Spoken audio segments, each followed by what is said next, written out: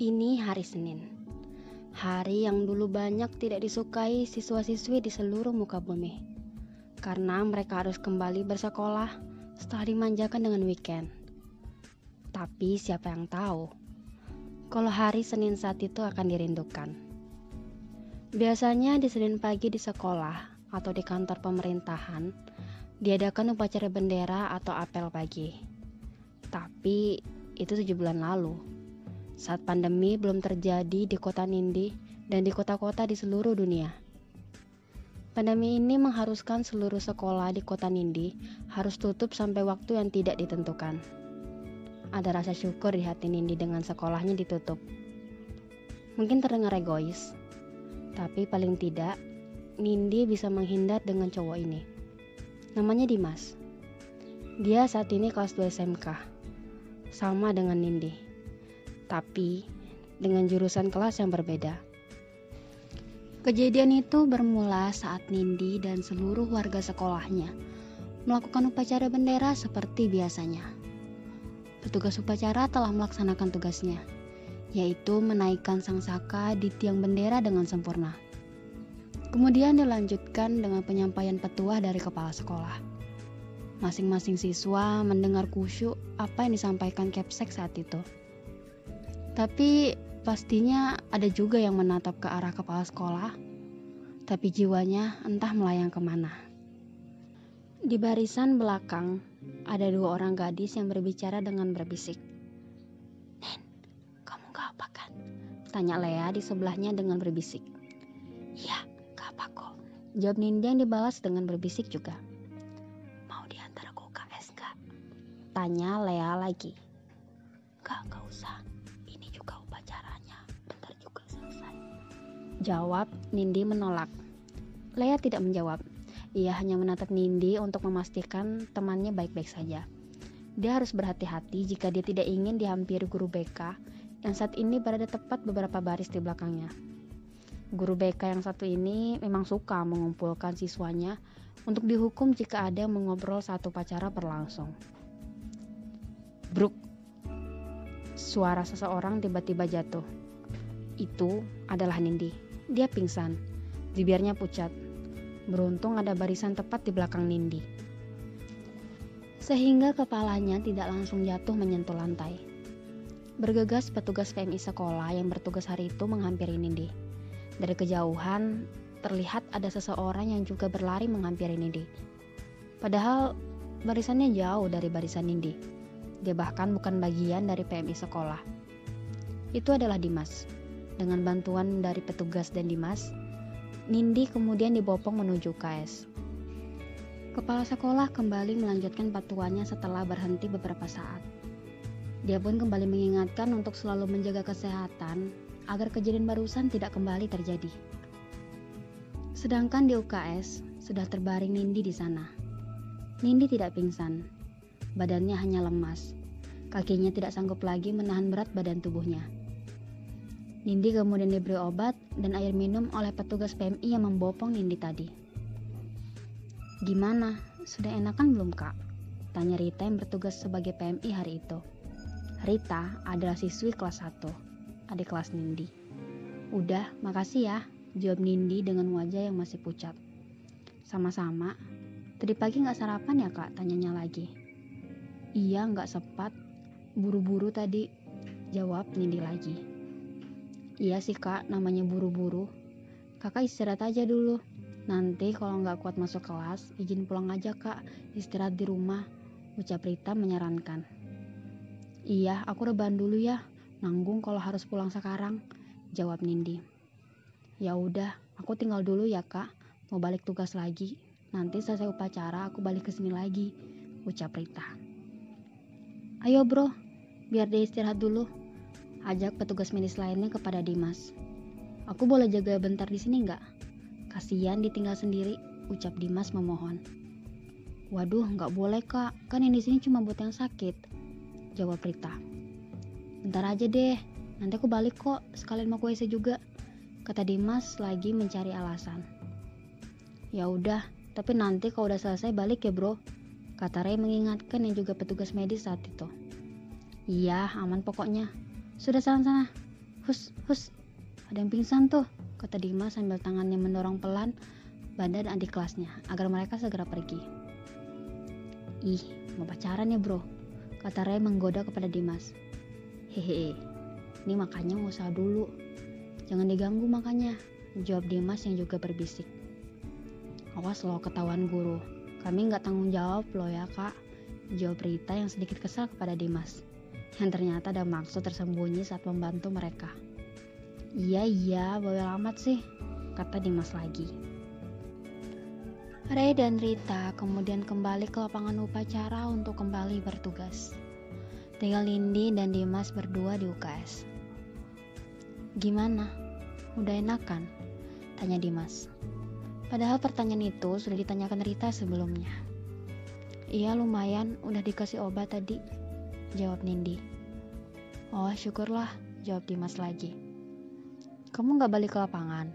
Tanya Nindi yang masih heran kenapa cowok ini masih di sini. Dia juga masih penasaran kenapa cowok ini repot-repot membantu dirinya ke UKS. Sedangkan barisan kelas Nindi dengan Dimas cukup jauh.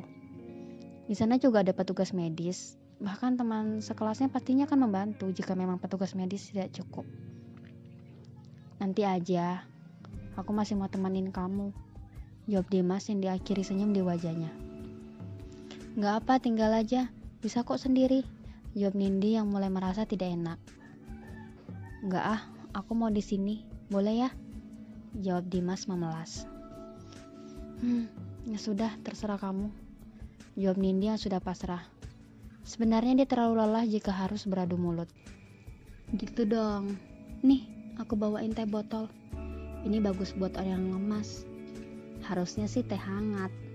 Tapi kamu kan tahu, nggak mungkin bawa gelas kantin ke sini, kata Dimas yang menyodorkan minuman yang dipegangnya. Nggak usah, aku minum air putih aja, jawab Nindi menolak pemberian Dimas. Aku udah capek-capek loh ke kantin buat beliin kamu. Masa ditolak sih, tega banget. Hehehe, jawab Dimas sedikit memaksa. Ya udah, aku terima. Makasih ya. Harusnya kamu gak perlu repot-repot, kata Nindi yang akhirnya menerima pemberian Dimas. Sama-sama, gak repot kok, jawab Dimas sambil tersenyum. Kamu kapan belinya? Tanya Nindi sambil mencoba membuka tutup botol minumannya. Sini aku bukain. Tadi aku belinya pas kamu diobatin. Aku kantin bentar, jawab Dimas yang mengulurkan tangannya. Nindi pun memberikan botol minuman itu kepada Dimas. Masih kuat nggak? Kalau nggak kuat pulang aja. Biar aku anterin, tanya Dimas lagi. Nggak usah, paling selesai upacara aku balik kelas juga, jawab Nindi yang selalu saja menolak bantuan Dimas. Ini pertama kalinya mereka mengobrol, karena mereka sebenarnya tidak saling mengenal. Mereka hanya sebatas bertemu ketika upacara atau di kantin, tidak lebih. Nin, jawab Dimas yang mulai menatapnya lekat-lekat. Ya, jawab Nindi yang mulai tak nyaman ditatap seperti itu oleh cowok yang baru saja diajak ngobrol. Ada yang mau aku sampein, kata Dimas yang raut wajahnya sudah mulai serius.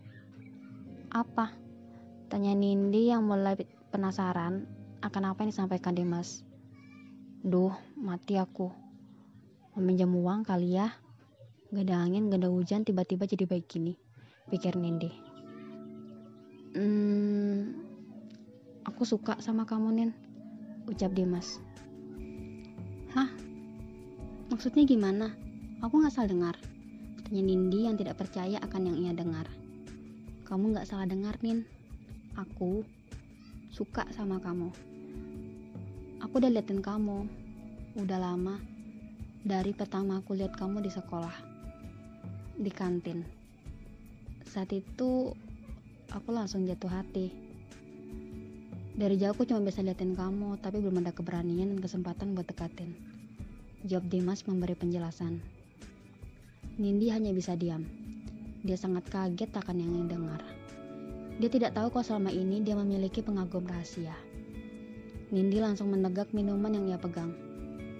Dia terjebak, tidak tahu harus berkata apa.